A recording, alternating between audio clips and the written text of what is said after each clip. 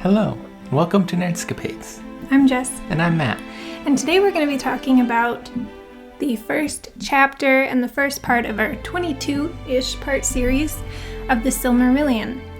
And if you're like me, where you don't like to read except for comic books, then this is a great time to learn about the Silmarillion without having to read it. Or you could read it and love it all the more. Exactly. Because we're explaining it.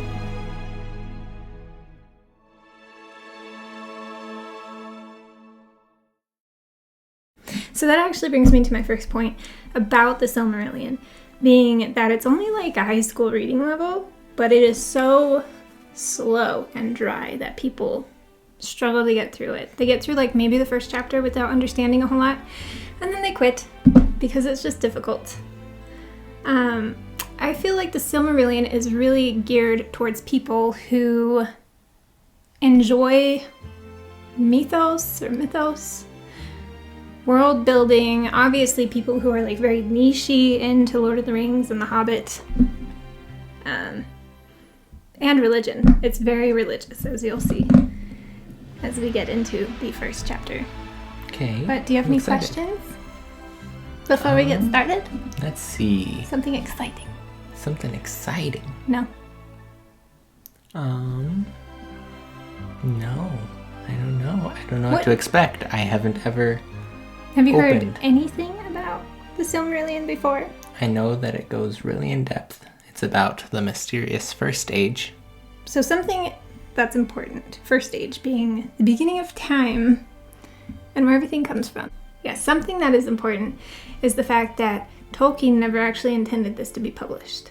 Interesting. It's just a bunch of gathered notes, and it was published after he died. So his son, Christopher Tolkien, gathered all of his notes, edited it, made a book out of it, and then published it.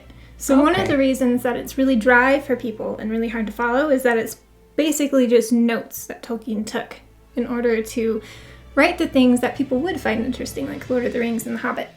Interesting. So it's not really meant to be, as far as we know, audience-oriented or entertaining in that sense, but it is very interesting. I've been told that it is very much a book for people who have already read it. Okay. Because the first time you read it, you don't get anything. And actually, this is my second time reading most of it, and I have to do a lot of research as I go in order to really appreciate it. So I'm hoping that in doing this for you guys, you do not have to wait so long to appreciate it. Yeah. That you like it. It's exciting. It is. You ready to get started? I'm ready to get started. I'm not. I'm shaking in my little pajamas. Okay, so again, if you don't already own the book and you want to own the book, it's hard to read, but if you're interested, I will put a link in the description box below. I recommend it for anyone who's really interested in any of the 4 things I brought up earlier: religion, myth, building worlds, or Tolkien in general. Okay, so what I wanted to do, because it's fun, and I have fun with stuff. How would you pronounce the first chapter's name? I don't think I can say that. Try to. Ainulendale. Ainulindale. Okay. That is one of the best parts about the Silmarillion and the Lord of the Rings and the Hobbit, is that Tolkien built these worlds to fit a language that he invented, because he was in love with the aesthetic and the sound of different languages. And so we find a whole lot of really, really beautiful words that are hard to pronounce if you don't know Greek or Welsh or Norwegian and a variety of other things. It's really hard, but that's fine. So, Ainulindale is the first chapter of the Silmarillion, and it is the music of the Ainur. Before I do that, I wanted to talk about vocabulary that's going to pop up a lot. Okay. We have the Ainur as the most confusing term already, and those are the holy ones. They're like the first beings. And then we have the Eru, but he is also known as Iluvatar, the children of Iluvatar, which will be the men and the elves. Okay. And then Arda is lowercase earth. Okay. So in the beginning, he kind of thought the Ainur into existence. Iluvatar. Okay. So Yes. he's like the big G god, in a sense, who Okay. thought the other gods into existence. Now, they're all blind. They can all hear, but they don't know big picture anything. So they like to sing. And it was said that their voices are the sounds of like harps and wind instruments. It's just really beautiful. And Iluvatar gives them this common theme that they're supposed to sing to and harmonize to. But each of them, coming from only a portion of his mind, only understands a little portion of him. Okay. So they contribute a different thing to this grand song. Mm-hmm. Well, this song is corrupted 3 different times, in a sense. And I guess you don't want to, like, you don't have to say corrupted, because supposedly it's in Iluvatar's plan for things to get messed up. But it's interesting. One of the Ainur is Melkor. Okay. Have you heard of him? No. Okay. He is the equivalent of like a Christian Lucifer, in a sense. He sees this beautiful stuff that Iluvatar does. Okay. And he wants glory and honor and servants and like the whole 9, right? He wants all of that for himself. So he's known for creating discord. He basically confuses the song. Okay. He messes with it. And it gets messed up time and time again. And Iluvatar, the first time is like, he's okay with it. He smiles. And he just makes like a powerful comeback. Kind of getting them all to sing together. Now, again, it's interesting to focus on music and sound because, again, we learn that Tolkien is obsessed with philology. But all that to say, he tries to rectify this, but Melkor fights back again. And at this point, all the other Ainur are getting confused. It's Sounds starting familiar. to fall into Yeah. discord, right? Like the archangels, kind of not knowing what to do, and Iluvatar's getting mad. So each time he comes back with something, he's coming back with more force, more anger, more kind of this sound that is divided between harmony and just pure, like, angry noise. But they Okay. somehow blend together. Metal. Okay, so it's important to remember that as time goes on. But we learn in this chapter that when the Ainur sing, they are actually speaking something into the void. Now, biblically, there's a void, and God is over the waters, and there's nothing there until he puts something there. In this story, or this almost religion, in a sense, their voices create the world, but they don't know it. Interesting. We also find that in the creation of Arda, or Earth, because of their singing, their harmonizing, their music, it was like the most beautiful sound that had ever been created. And this is interesting on the religious note because Iluvatar stated, or it was somehow insinuated, that there would never be a sound like that until the end of days. And no one would understand the plot of the story, how things go or how they end, until the end of days where everything is illuminated for everybody, Interesting. which is very biblical. Something about Tolkien that's super cool and interesting is the fact that he was a Christian, or he kind of played with it a little bit, different denominations, but he was a Christian in essence, and he didn't believe in hitting the nail right on the head with religion. So we can say all we want in The Lord of the Rings and The Hobbit about religion, but we don't see a whole lot of like influence necessarily until we learn about this stuff. It's really interesting. Yeah. But he also never intended to publish it. There was a letter he wrote. I'm trying to remember what it was, if it was in the beginning of the Silmarillion or another Tolkien book I have. But he was telling someone that he doesn't believe there's a place for religion in Fairy. Oh, okay. At least not the way that we know it. So, whether he would have been like totally pleased about this version being published, I'm not sure. He wrote this in like 1920, I think, and then rewrote it in 1930, the story. Wow. In his different notes. And then he died in like 70-something? 70-something. Yeah. So, who knows about that? But anyway, it goes on. However, when Melkor starts to create all this chaos and discord, Iluvatar feels, I guess, the need to kind of show the Ainur what is happening. So he gives them a glimpse into the future. And they can see for the first time. And they think it's beautiful. There's so many colors. There's all this life. And I think in some ways they can even, I think they can see the children of Iluvatar, so elves and men. Wow. Like, I think they can see what will be, but all the while, Iluvatar never shows them how it will end. Oh. So they never know how it will end, nor do they know precisely how that will come to be.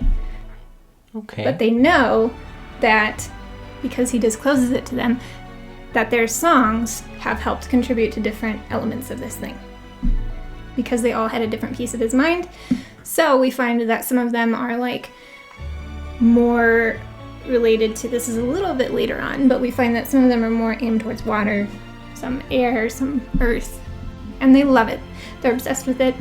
They love the idea of the children of Iluvatar. They want to invest in that. All the while Melkor is like on everybody's bad side. But he still wants that glory. So he goes hunting for, what's it called? The imperishable flame. So this is something that he discovers only Iluvatar has. So I kind of think it's like the ability to create things from nothing. And that's saying a lot because the Ainur can, obviously, create things. But like giving life to a species, not so sure. Servants, not so sure. That's the sort of thing he was going for. He wanted that power, but he couldn't get it. So anyway, the third time, Iluvatar gets mad because of this noisy discord that Melkor is making. He basically says, also very biblical, that nothing happens without his involvement. And he makes like a whole speech about it, where he's like, nothing happens without me doing it. This is my power. Everything you do is for my glory, sort of a thing. Okay. Which pisses Melkor off to his very core. So again, he shows creation. They have vision.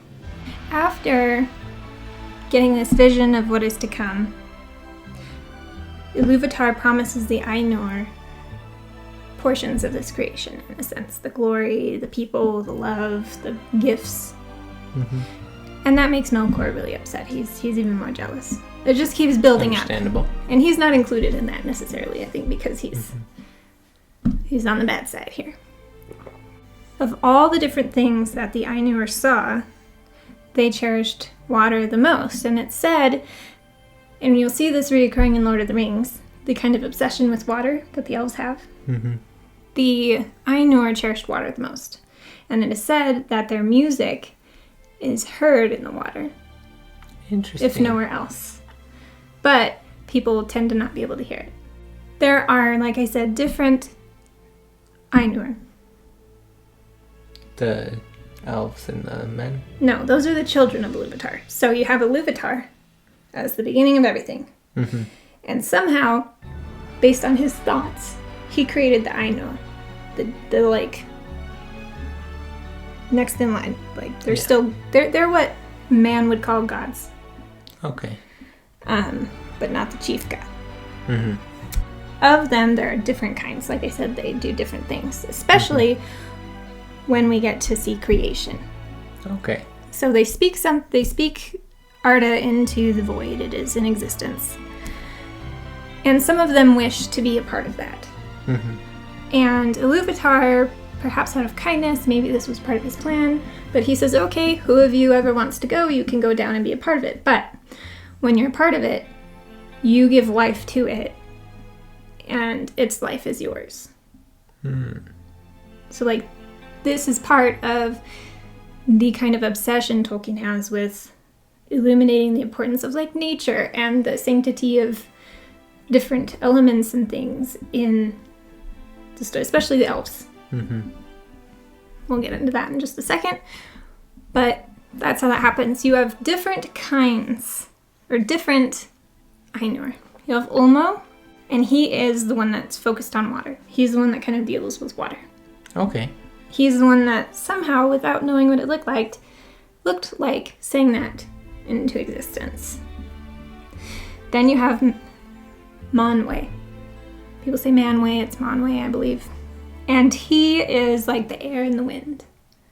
Okay. And so Iluvatar talks to them and they're like, hey, despite everything that Melkor has done to try to ruin the thing you created, Ulmo, water,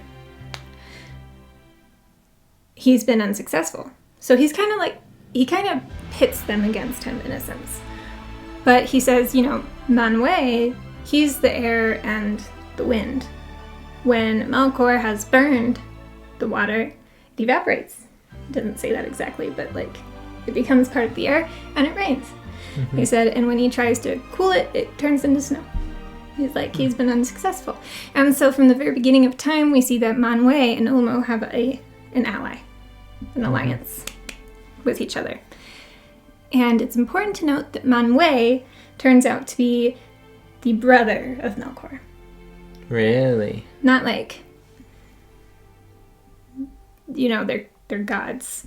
So like, how are they related? But in the eyes of Iluvatar, they are brothers. Okay. And they are alike in power. So Melkor and Manwë are actually the most powerful of them. Okay. Melkor has, interesting note, another Christian kind of religious element. Melkor has the power of knowledge. Okay. So one could argue that with knowledge of things, you get like good, evil, corruption, things like that, and greed. But he also supposedly has a little bit of the gifts of all the other ones. So he's like really strong. We don't know exactly what Manwë's gifts are besides that he deals with air and wind that I know of. If you know, let me know. But he is supposedly in likeness and power. Then there's Aule, I believe. Okay. I want to make sure really quick. Okay. I don't want to be a doo-doo head. See all the highlights I have? Let me find them. These are all the different pronunciations that I looked up because I didn't want to sound like a fool. Yes, Aule. Okay, I was right. This one is fabric of the earth. So I wasn't really sure if that was like earth itself because it also is skill and knowledge. So this makes me think more of like, I haven't gotten into this yet, but it makes me think more of like the dwarves. Okay. Interesting. Skill, knowledge, earth. It makes sense. Yeah. I haven't gotten there yet again. I forgot too, so I'll have to look into it. But their vision is removed again. And like I said, Bummer. Iluvatar gives them the option. They're like really sad. He gives them the option to go back to be a part of it. But again, it has to be like they are the life force and connected to it. Until the end of time or something. Yeah. Whenever that is. They don't know. So they go down and they are in Arda. But there's nothing there. So everything they saw had been a vision. It is what would be, but it wasn't there yet. So they had to create it. There were technically 15 Ainu who went into Arda. That's rude. They were the most, and all the rest stayed behind. And they are still called Ainur. But when they went to Arda, they became known as Valar. The few that did. Except for Melkor. Melkor went, he was one of the 15 that went down. But he does not get the name of Valar because of his disgraceful ways. Yeah. The Valar is a name given by the elves, in a sense, I believe. Because they're like the people they worship, or the gods they worship. So the elves are actually known as the powers of Arda, but the men in the story would call them gods. Okay. Okay. So, anyway, 14 of the most powerful ones go. I think there are more that go too, but we know these 14 Valar are there. And Melkor, who is greater in power or equivalent, that goes too. And all the while, they're like, we've seen what's going to be. We need to fashion this world how we want it. So they go and they're making mountains and valleys, and every time they do something, Melkor destroys it. Ooh, every that's single rude. time. And eventually, over time, you're left with kind of what I understand is like this middle ground creation, where like they've made these wonderful things, but you only get so much of it because Melkor has destroyed it. Is that why it's called Middle Earth? No. Oh. Good question. No, it's just kind of like not as good as they wanted it to be, but it's still stuff they created. Now, when they come to Earth to create all these things, or Arda, I suppose, Earth lowercase e, they choose, the 14 of them choose to sometimes be in man and woman form. Unrecognizable to people if they wish. But they can also turn into like creepy looking things, crazy looking things, intense looking things. I don't know what that means, but it's just kind of mentioned that they show what they want, but they're often in female male form. Okay. Melkor, however, has such a corrupted soul and is so evil that he gets turned into a mountain. He's the big mountain. I want to... Is he... Let me see right here, hold on. He takes the dreadful form of a mountain in a sea with its head above the clouds, covered in ice and crowned in smoke and fire. His eyes are like fire, but they pierce you with a deadly cold. So, Mountain Dew? we certainly see elements of that, but we're not going to get into that until later. But it is really interesting, huh? Like, you can kind of have more of an appreciation for it now that you know, what is this? But yeah, he was so corrupted that he had to take a more powerful, more intense form. Man. Yeah. That's crazy. Yeah. So that's cool. Who knew? And at the end of the chapter, we finally get to the point in time. Like I said, there was this middle ground of creation. It wasn't as beautiful as they wanted it to be, and it wasn't as awful as Melkor would have had it. It just is. And eventually you have elves come into play. The children of Iluvatar. And they're actually called Eldalia. The first elves. They're like the elder elves. They're also called Children of the Stars or something, which, if you'll remember in The Hobbit, that elf, trying to remember her name, the red-headed elf, that falls in love with one of the dwarves. Her whole people, they're like obsessed with Starlight. And they were in cahoots with the Valar. They actually spoke to them, were involved with them, but the Valar never told them everything.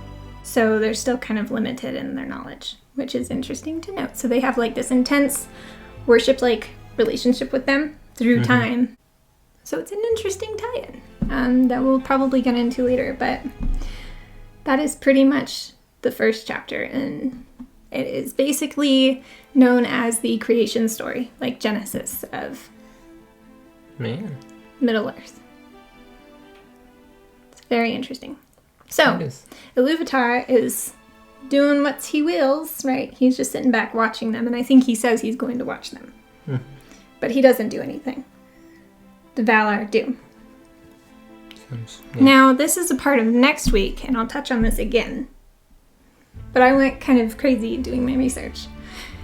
And I think it helps the mind to brace for the next chapter, next week, to understand that the Maiar, Gandalf, are lesser Valar. Hi, so I wanted to clarify another thing that I said in the recording. So the Ainur who came into Arda were the Valar. There were also lesser gods, same Ainur sort of thing, but they didn't have as much power. Those are the Maiar. And of those that came to Middle-earth, so I was on the right track, but they're called another name. They're called Istari. And so they're technically Maiar, but they're in Middle-earth. That's what Gandalf is. But I just felt like if I didn't specify that, I'd get chewed. So, yeah. Thank you. You're Much welcome. appreciated. I'm sorry. Okay. So there were all these people that came. So not part of the 14, but part of the... Part of the people that came. And so they're kind of like the assistants too. They're like the managers on Earth in Arda that do the things. Assistant and then you to have the manager. And then you have the Valar, and they're like the supervisors. And then the Iluvatar's like the CEO. Huh. Yeah. Yeah. That's crazy. So as powerful as he is, they're more powerful than that. Which makes sense, because if they fashion and like control the elements, then makes sense. Well. Well, thank you, Jess. You're welcome. It's much appreciated.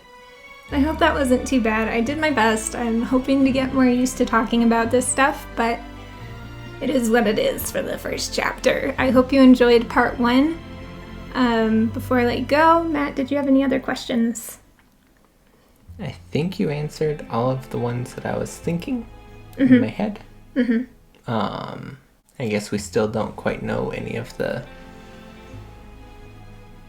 characters that you mentioned, really. Like, none of them are actually in The Lord of the Rings or The Hobbit. I think we'll find out all of that later. Okay. Yeah. But Well. for now, for the first part of this 22-part, maybe more series, there are 24 chapters in the Silmarillion. I'm aiming for 22, but we'll get there. Okay. I might also, if you're interested and I get feedback for it, I might create videos that are like genealogy, breaking things down for people, like really obviously. Because it's hard when... Needed. Yeah, it's hard when each of these groups of beings have like 2 different names, 3 different names. Mm-hmm. And that makes sense too. It's really realistic when you think about the different races on the planet. Mm-hmm. And they all have their own culture and their own background, and so they would all have different names for everything. Yeah. But I can do something like that. I could also go into like... We'll just have to see. I might go into like... When the Valar came down, or into Arda, they settled in one spot, and then it got like ruined and destroyed, so they had to move, and then move. So like I might go into that stuff too. But that would be a different video. And I don't know how much of that will be covered in this 22-part series. I'm going to do my best. But yeah, I think that's a good start. I hope you guys enjoyed this. Don't forget to give us a like, subscribe, and hit the bell so you get notifications on any more of the crazy things I attempt to articulate.